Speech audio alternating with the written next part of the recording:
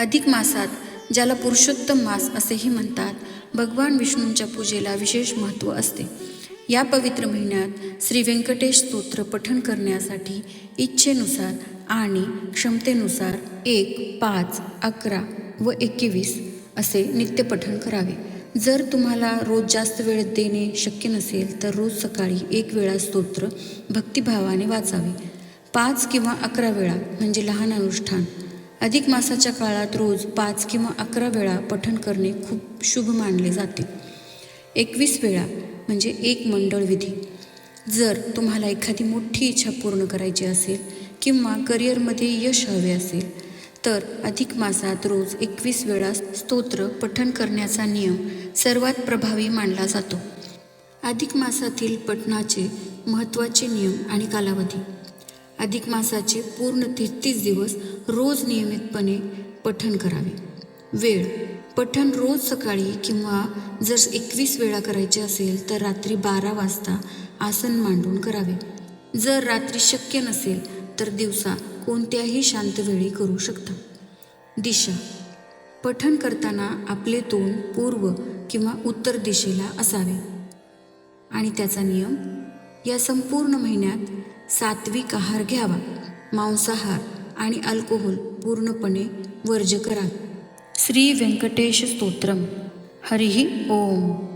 व्यंकटेशो वासुदेवः प्रद्युम्नो अमितविक्रमः संकर्षणो अनिरुद्धश्च शेषाद्रिपतिरेव च जनार्दनः पद्मनाभो वेङ्कटाचलवासनः सृष्टिकर्ता जगन्नाथो माधवो भक्तवत्सलः गोविन्दो गोपतिः कृष्णः केशवो गरुडध्वजः वराहो वामनश्चैव नारायण अधोक्षजः श्रीधरः पुण्डरीकाक्षः सर्वदेवस्तुतो हरिः श्रीनृसिंहो महासिंहः सूत्राकारः पुरातनः रमानाथो महिर्भर्ता भूधरः पुरुषोत्तमः चोलपुत्रप्रियः शान्तो ब्रह्मादीनां वरप्रदः श्रीनिधिः सर्वभूतानां भयकृद्भयनाशनः श्रीरामो रामभद्रश्च भवबन्धैकमोचकः भूतावासो गिरावासः श्रीनिवासः श्रियःपतिः अच्युतानन्दगोविन्दो विष्णुर्वेङ्कटनायकः सर्वदेवैकशरणं सर्वदेवैकदैवतं समस्तदेवकवचं सर्वदेवशिखामणिः. फलश्रुती. इतिदं कीर्तितं यस्य विष्णोरमिततेजसः त्रिकाले यः पठेत् नित्यं पापं तस्य न विद्यते. राजद्वारे पठेत् घोरे संग्रामे रिपुसङ्कटे भूतसर्पपिशाचादिभयं नास्ति कदाचन. अपुत्रो लभते पुत्रान् निर्धनो धनवान् भवेत्.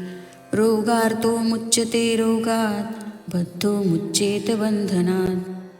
यद्यदिष्टतमं लोके तत्प्राप्नोत्यसंशयः ऐश्वर्यं राजसम्मानं भक्तिमुक्तिफलप्रदं.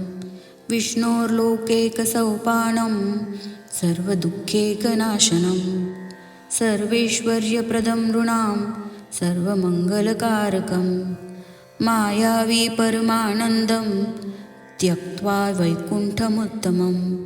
स्वामी पुष्करिणे तीरे रमया सह मोदते कल्याणाद्भुतगात्राय कामितार्थप्रदायिने श्रीमद्वेङ्कटनाथाय श्रीनिवासाय ते नमः. वेङ्कटाद्रिसमं स्थानं ब्रह्माण्डे नास्ति किञ्चन. वेङ्कटेशसमो देवो न भूतो न भविष्यति. इति श्रीब्रह्माण्डपुराणे ब्रह्मनारदसंवादे श्रीवेङ्कटेशस्तोत्रं सम्पूर्णम्.